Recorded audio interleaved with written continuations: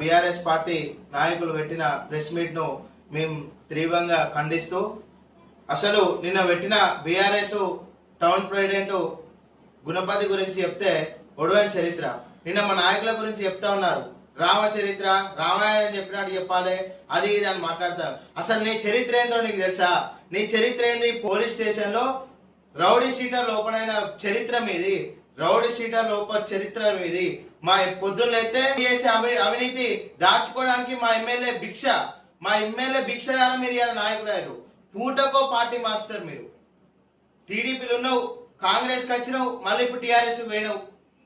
దేనికోసం పోతున్నావు? పదవుల కోసం నువ్వు పార్టీని మారుతున్నావు. పదవుల కోసం పార్టీని మారి ఈ రోజు మా నాయకుల మీద నువ్వు మాట్లాడుతున్నావు. నీకు అసలు మాట్లాడే సిగ్గు ఉందా? మాట్లాడడానికి అధికారం ఉందా? మేము ఖండిస్తున్నాం ఈ రోజు యూత్ కాంగ్రెస్ అందరం, ఇక్కడ ఉన్న వాళ్ళం అందరం.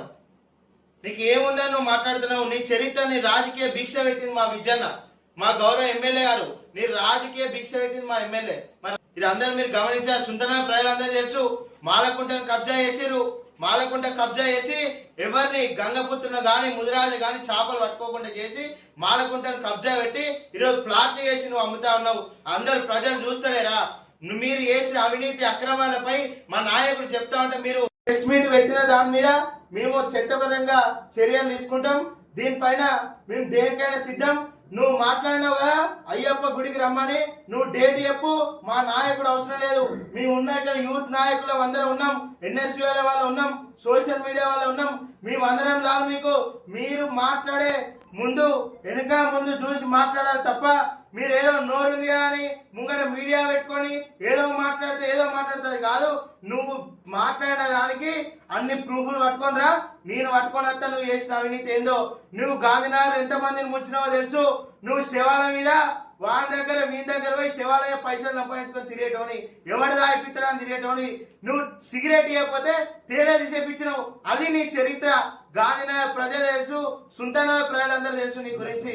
ఆ మంగళ షాపు గారు బతుకు తెరికి మంగళ షాప్ పెట్టుకుంటే సుద్దాల అనే ఒక వ్యక్తి నువ్వు 10 రోజులలో నీకు లంచం వేయాలని నువ్వు తీసేపించినావు. నీ చరిత్ర గది. నువ్వు గ్రామ పంచాయతీ మీద మాట్లాడుతావు 26 లక్షల స్కామ్ అనేది. మరి అప్పుడు నీ ప్రభుత్వమే కదా, 10 సంవత్సరాలు నీ ప్రభుత్వం ఉంది కదా. నువ్వు ఏం చేసినావు?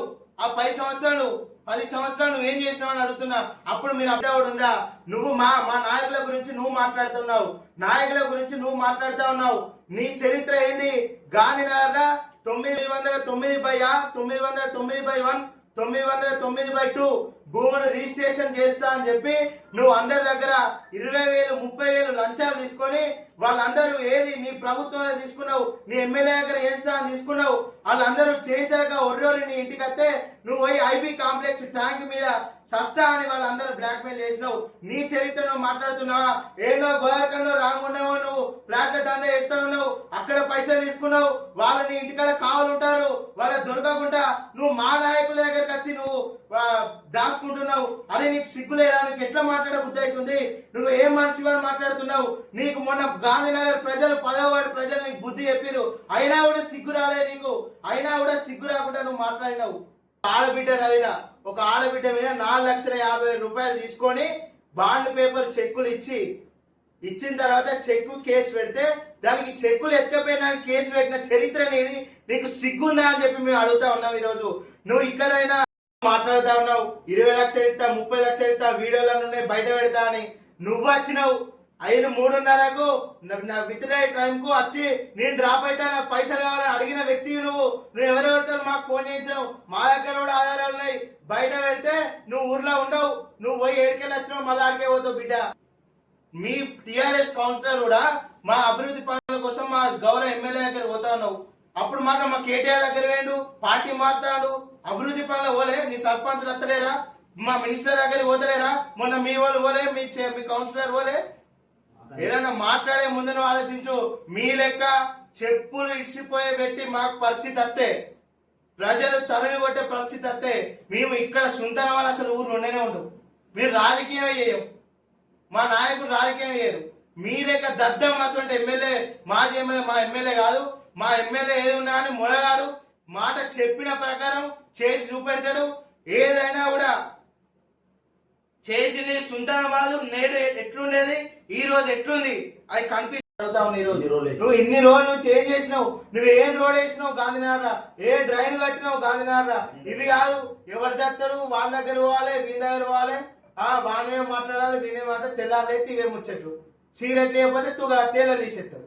గిదానే నువ్వు చేసే రాజకీయం, గిదా బాబురావు నువ్వు చేసేది. ఇల్లు పర్మిషన్ ఆన్లైన్ లో కట్టుకుంటే నాకు కమిషన్ ఇవ్వలే, నువ్వు ఇల్లు కట్టేటి ఆపినావు, గోడలు కాంపౌండ్ వాళ్ళు ఆపినావు. నీ చరిత్ర గిది. నువ్వు మాట్లాడుతా ఉన్నావు బాబురావు. బిడ్డ ఖబర్దార్, ఇంకోసారి ఇట నువ్వు మాట్లాడితే నిన్ను ఎట్లయితే తరిమి కొడతావు యూత్ కాంగ్రెస్ వాళ్ళు అందరం కలిసి నువ్వు ఏడికెళ్ళి వచ్చిన వాడికి పంపించే బాధ్యత మేము తీసుకుంటామని నేను ఈ ప్రెస్ మీట్ ద్వారా మీకు తెలియజేస్తా ఉన్నాను.